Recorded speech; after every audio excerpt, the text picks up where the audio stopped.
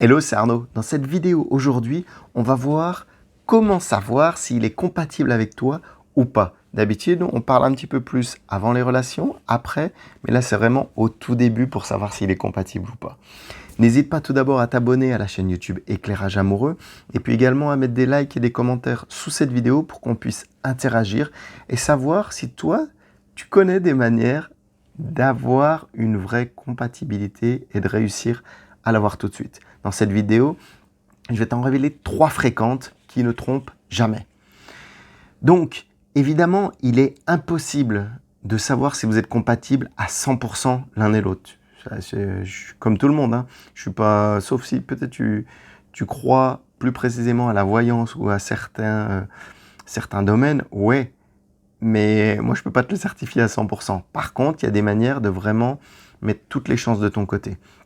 Et puis, il faut bien voir que ça peut être un vrai sujet de discussion, la compatibilité amoureuse, que ça soit entre une femme et un homme, ou même entre deux hommes ou entre deux femmes. Là, ça va exactement s'y rapporter. Cette vidéo, elle est pour tout le monde. Donc n'hésite pas à la partager si tu as des gens autour de toi que ça pourrait intéresser.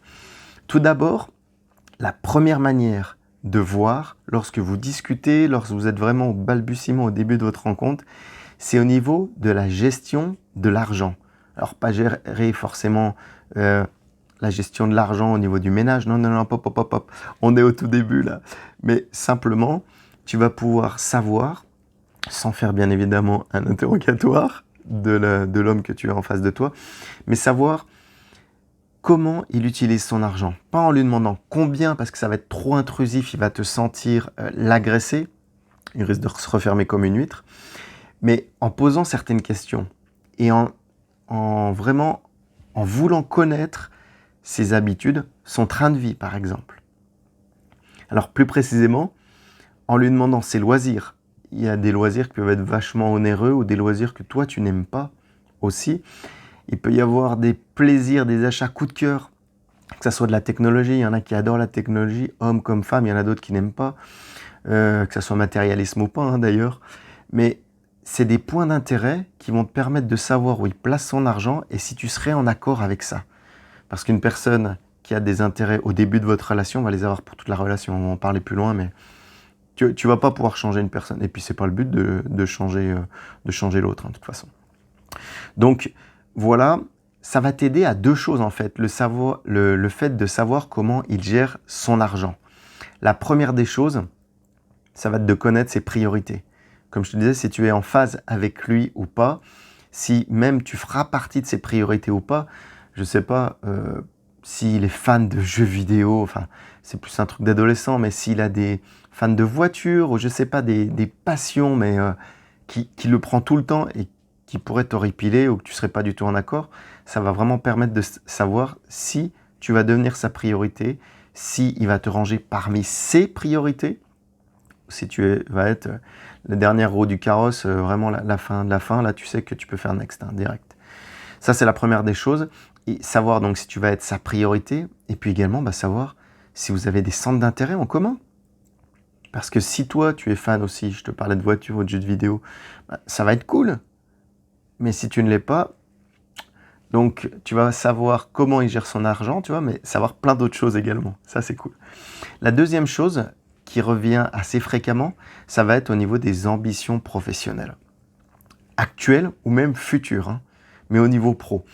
Et puis d'ailleurs, ça va même te parler, on va revenir un petit peu sur au niveau pas de la gestion de l'argent, mais même sur l'argent, parce qu'en fonction de ses ambitions, s'il veut toujours faire le même travail ou s'il veut évoluer, gagner plus d'argent, tout ça, ça va te mettre sur un trend et tu vas pouvoir savoir vers où il se dirige. Et si tu as envie, si tu as la motivation, et son ambition, si ça te stimule ou si tu as besoin de quelqu'un qui reste pépère ou je ne sais pas, tu vois, ça va te mettre sur une ligne déjà. Donc déjà, ça c'est top. Et en fait, ça va te permettre de savoir aussi quelles considérations, par exemple, toi, tu as pour son job. Je vais prendre un des clichés sur lesquels on m'a raconté, c'était trop fort. Imagine que ton homme soit stripteaseur. Tu supportes pas qu'il soit stripteaseur devant d'autres femmes.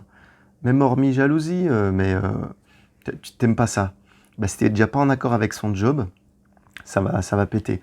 Ou par exemple, s'il a des projets de partir à l'étranger, dans un autre pays, ou que toi, tu veux rester proche de ta famille, ou que tu n'as pas les mêmes ambitions, tu vois, par rapport à ces projets, le fait d'en discuter, d'en parler au début de votre relation, ça va pouvoir permettre d'éclaircir aussi ces fameux points. Et puis la deuxième chose, c'est surtout s'il respecte ou non ta carrière, ce que tu fais à l'heure actuelle, ou même peut-être tes projets à toi aussi. Ça va dans les deux sens. Peut-être également qu'il sera fier de toi, ou qu'il t'encouragera, ou peut-être pas. Mais en parlant, tu le sauras au moins. Et puis, ce qui est le top, c'est que si, même, ça je te le souhaite, s'il te recommande à son entourage. Ça, tu sais que vous êtes vraiment alignés, que vous êtes vraiment alignés, ou que vous le serez vraiment en tant que couple. Et ça, c'est top. C'est presque du soutien, j'ai envie de te dire. Et ça, c'est vraiment l'idée de la relation. Pas relation forcément, je sais pas pourquoi j'ai cette idée fusionnelle, mais sans être forcément fusionnel, mais être en accord. Et ça, c'est super important, ça vous permet même de durer. Donc, compréhension de l'autre aussi, sur un certain soutien, et en fait, qu'il ne va pas y avoir de concurrence entre vous. Ça ne va pas être celui qui ramène le plus d'argent à la maison, ou celui qui va gagner plus que l'autre. Il ne faut pas qu'il y ait de concurrence, c'est malsain. C'est malsain à propos de tes ambitions pro. Parce qu'au bout d'un moment, ça va arriver à péter, ça va faire des tensions pour rien. Donc, pas de ça du tout. C'était la deuxième chose, les ambitions pro. La troisième chose qui va te permettre de vraiment savoir si vous êtes également compatible ou pas, ça va être la communication que vous allez avoir entre vous, mais la communication, même l'écoute, j'ai envie de dire.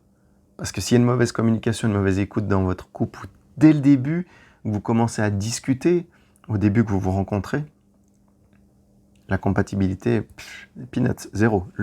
Tu vas me dire, ça te paraît logique. Ouais, peut-être, mais ça l'est pas pour tout le monde.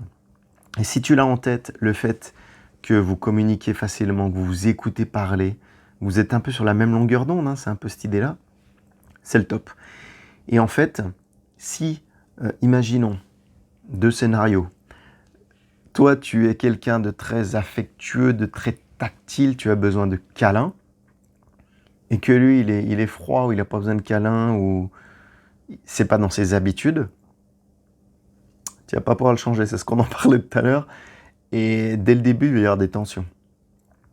Ou s'il l'a été avant et que ça lui manquait, il est devenu froid, mais il veut vraiment se réinvestir dedans. Et que tu vois, par exemple, directement, il te touche la main à votre premier rendez-vous, ou il se rapproche de toi, ou je sais pas, ou il te touche la jambe, ou fait du pied ou quoi que ce soit, tu vois.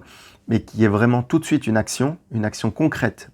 On parle maintenant, pas des projets dans oui, bientôt, j'aimerais, ou il faut que, ou je souhaiterais. Non, pas, ne te lance pas là-dedans. Ça sera des promesses en l'air. Donc en fait, si vous n'êtes pas d'accord là-dessus, ça va partir en conflit automatiquement. Alors oui, certaines femmes vont avoir besoin de plus d'indépendance que les hommes, ou peut-être même moins de câlins. Ça, c'est quelque chose d'important à définir, donc dès le début. Et si par exemple, tu veux t'accorder plus de temps à toi, ou je sais pas, en tant que femme, tu as besoin de t'accorder, on va dire 4 heures par semaine, pour aller, que ça soit faire du sport chez l'esthéticienne, ou vraiment du temps à toi, eh ben, il faut le poser dès le début, comme ça l'homme en face, il sera au courant, il sera d'accord ou pas, mais en tout cas, s'il n'est pas d'accord, tu le sauras direct, il n'y aura pas sujet à embrouille, tu n'auras pas besoin de modifier tes habitudes pour lui faire plaisir, ou calmer les conflits, ou quoi que ce soit, tu vois, il n'y aura pas de compromis à faire, les choses seront dites. Et ça sera top. Ça fait partie de la communication et de l'écoute aussi. Donc, en conclusion, il y a ces 3 parties. N'hésite pas à les réécouter à propos de la gestion de l'argent, comment il gère son argent, vos ambitions professionnelles, et puis également la communication et l'écoute que vous avez entre vous, même au début. Et la vraie question qu'il va falloir que tu te poses, dès le début, tu vas le sentir tout de suite, c'est est-ce que vous êtes ensemble plus de temps à rire là, ou c'est-à-dire, tu vois même par exemple pas passer le temps, mais quand je dis temps, je parle pas de quantité, hein, qualité. Parce que si par exemple vous êtes vu que 30 minutes, parce que lui devait aller faire du sport, toi tu devais aller faire du sport, ou aller avec des copines, ou vous aviez d'autres trucs, tu vas savoir tout de suite si ce temps que vous avez passé, il était qualitatif. Lapsus, surtout pas quantitatif, mais qualitatif.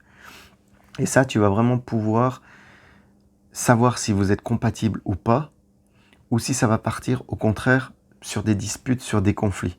Parce que si vous n'étiez pas bien ensemble, le temps que vous avez passé, il y avait plutôt des tensions, ça te met tout de suite sur le chemin que vous n'êtes pas compatible. Et puis, ce que je te disais même plus haut, c'est la grande logique, mais si vous avez des désaccords, des points de rupture dès le début, que tu sens que vous n'êtes pas compatible, même si tu es motivé à être avec cet homme, par exemple, toi-même, ça ne va pas s'améliorer. Les désaccords, s'ils sont au début, ils seront après. Ça fait partie des bases d'une relation.